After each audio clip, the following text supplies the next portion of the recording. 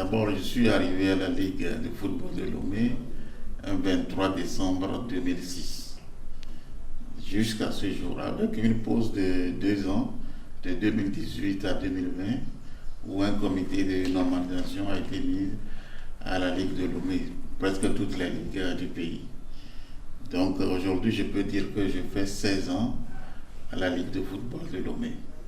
16 ans, je peux dire que c'est beaucoup, et 16 ans, c'est peu aussi.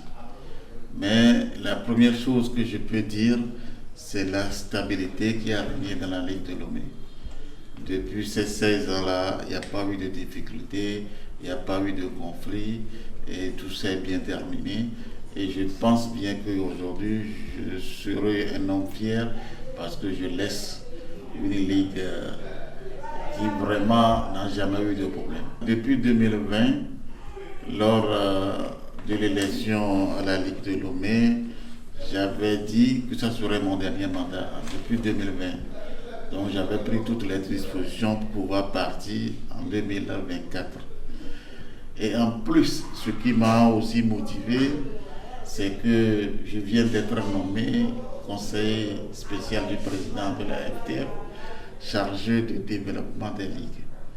Donc je n'aurai plus de temps pour pouvoir vraiment être à la ligue et sillonner les autres ligues aussi. Raison pour laquelle j'ai décidé de ne plus briguer un autre mandat. Je dirais que je parle la tête haute. Aucune œuvre n'est parfaite. Nous avons fait ce que nous pouvons faire. Parce qu'on dit souvent que la plus belle fille ne peut donner que ce qu'elle a. Nous avons fait surtout que la sagesse a régné, la tranquillité a régné. Il n'y a pas eu de guerre ici. Tout s'est bien passé. Jusqu'à ce que je quitte, je pense bien que c'est une satisfaction totale. Vous savez, mon héritage, comme je viens de le dire, c'est la sagesse.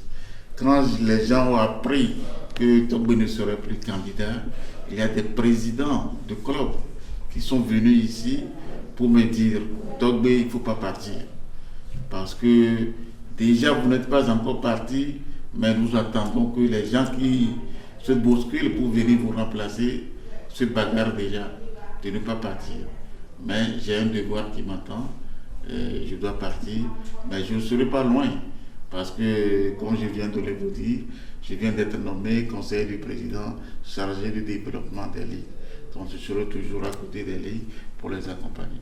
Si j'ai un message à lancer à ces 4 candidats, c'est que la campagne se fasse dans de très bonnes conditions. Il ne faut pas rentrer dans la vie privée des gens et que sur le terrain, on parle d'une campagne des gens responsables.